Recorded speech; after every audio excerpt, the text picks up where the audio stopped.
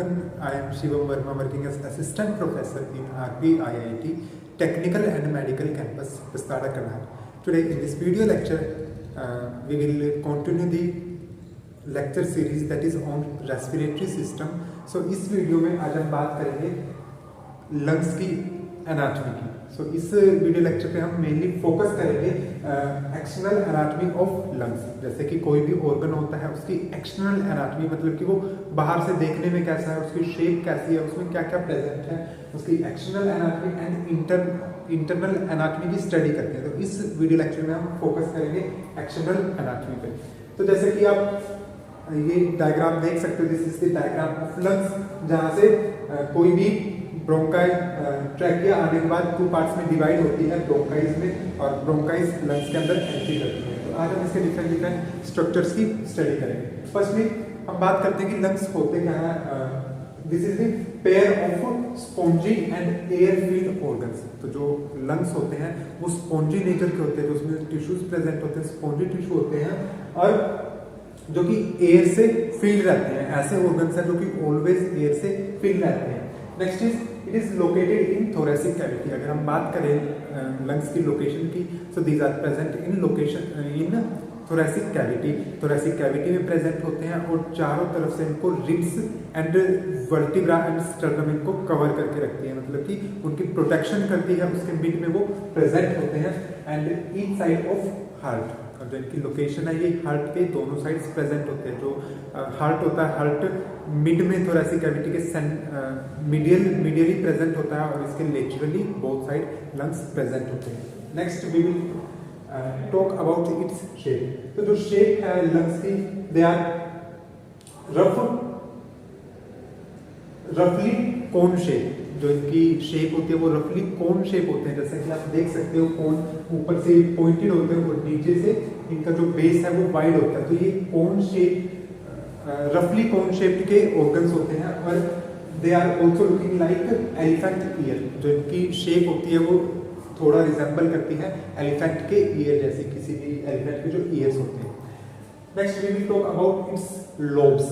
जो लंग्स होते हैं लेफ्ट लंग में और राइट लंग में थोड़े से डिफरेंस होते हैं. जैसे कि आप देख ही सकते हो कि जो राइट लंग है, राइट लंग में 3 लोब्स प्रेजेंट है.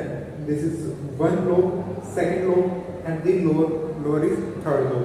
जबकि जो लेफ्ट लंग है, लेफ्ट लंग में ओनली 2 लोब्स प्रेजेंट होती हैं. तो इनके हम नेम्स की बात करेंगे.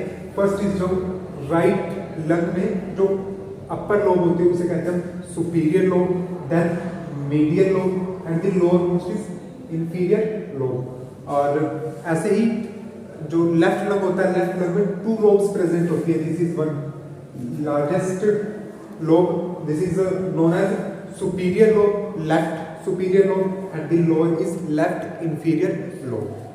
Okay, next we will talk about surface of lungs. हम लंग्स के सरफेस की बात करते हैं कि उनके कौन से सरफेस को हम किस नेम से जानते हैं. तो जो इसका अपर सरफेस होता है, जो पॉइंटेड होता है, उसे हम कहते हैं एपेक्स. तो बोथ लंग्स में एपेक्स प्रेजेंट होता है.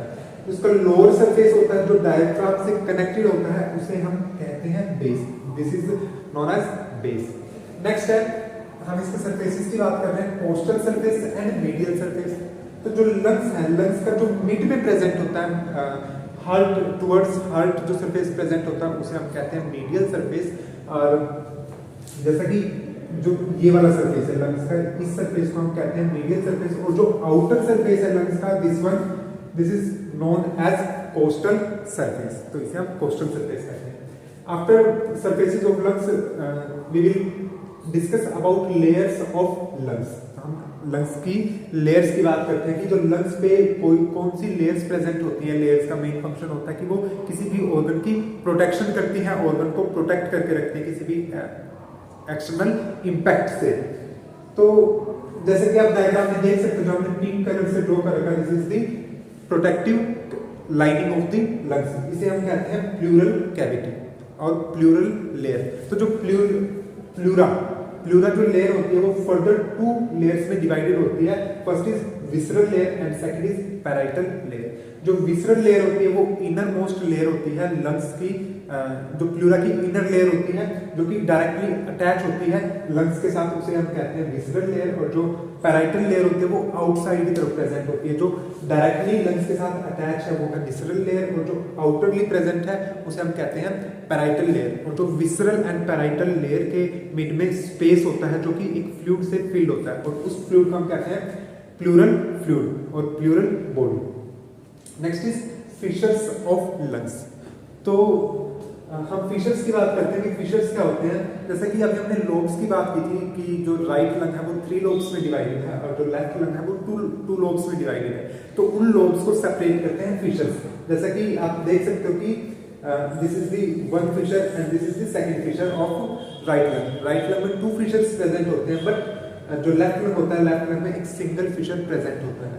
तो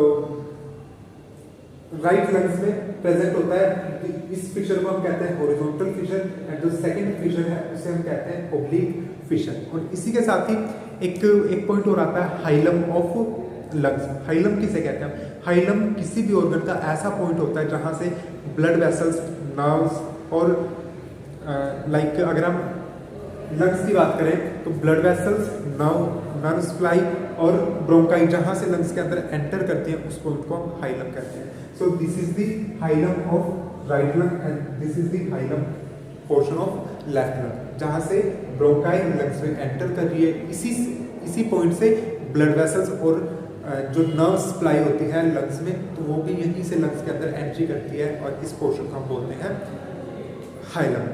Thank you. Have a nice day. Hope you like this video lecture.